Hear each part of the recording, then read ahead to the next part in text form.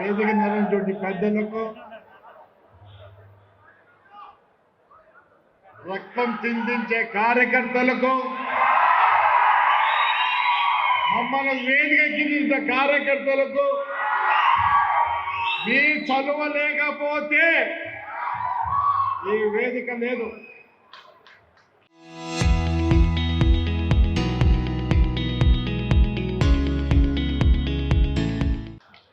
నేను ఎక్కువ మాట్లాడినా, నాకు 74 సంవత్సరాలు రోజా చేతస్థం ఉంది. పెద్దలకు మనం ఏమనుకోవద్దండి.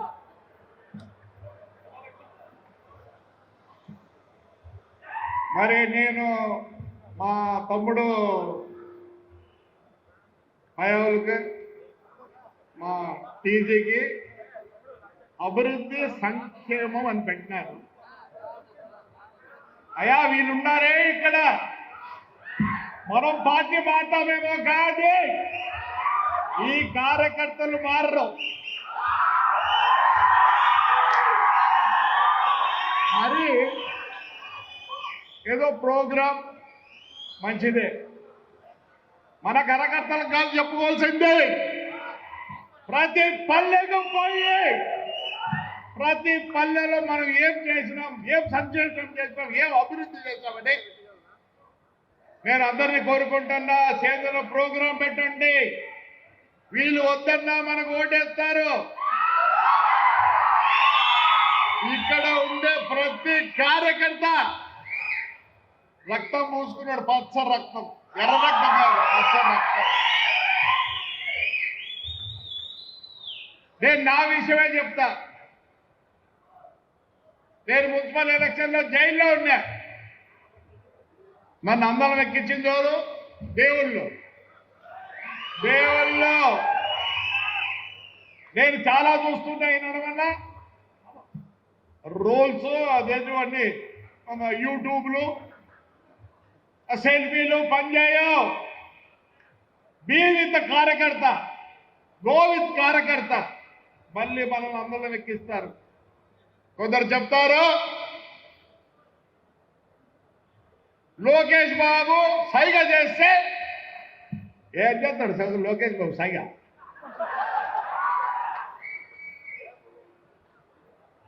సైగలు కాదు.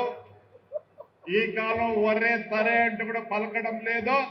నేను 5 ఏళ్ల నుంచి అందరికి నమస్కారం నేర్చుకుని అన్నీ చూసినాడిని నేను.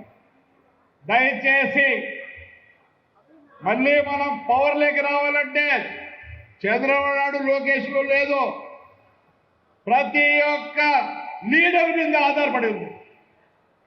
అసలు మన కళ్యాణదుర్గం నుంచి బస్సు వస్తా అంటే ఎలా వేస్తారు?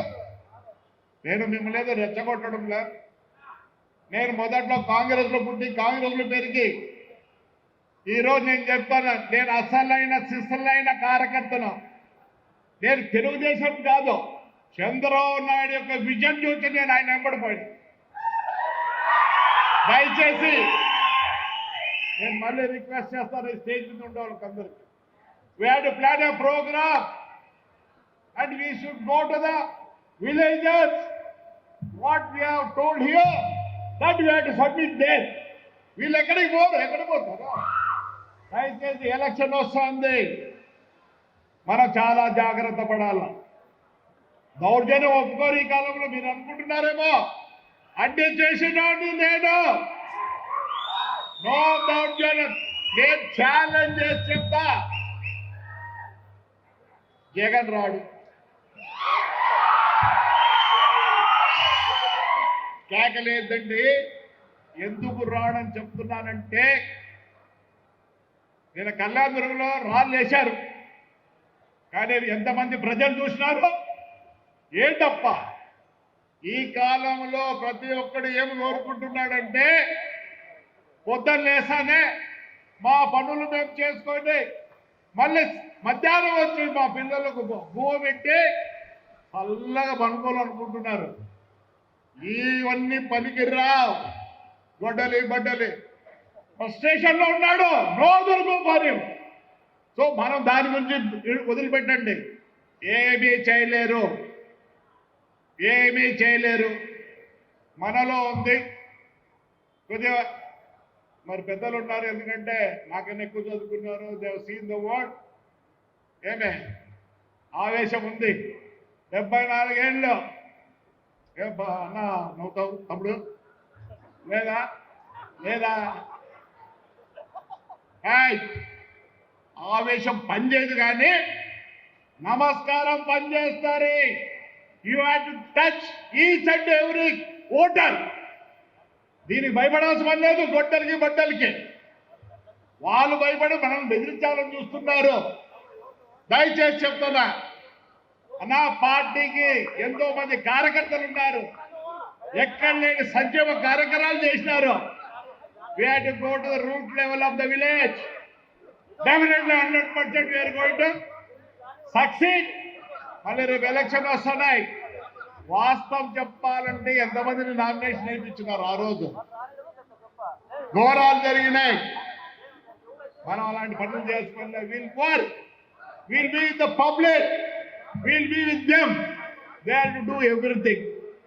సో ఎలక్షన్ వస్తుంది, everybody has to take serious. దయచేసి స్టేజ్ మీద ఉన్నోడి బాధ్యత.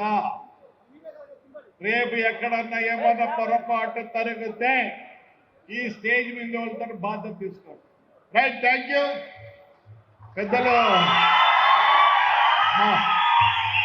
మా తమ్ముళ్ళు, మా కాలవన్న, మీరు ఇది కొద్దిగా, ఎందుకంటే the most senior people of this Anantapur. Set the whole పల్లకి మీ భుజాల మీద ఉంది. ప్లీజ్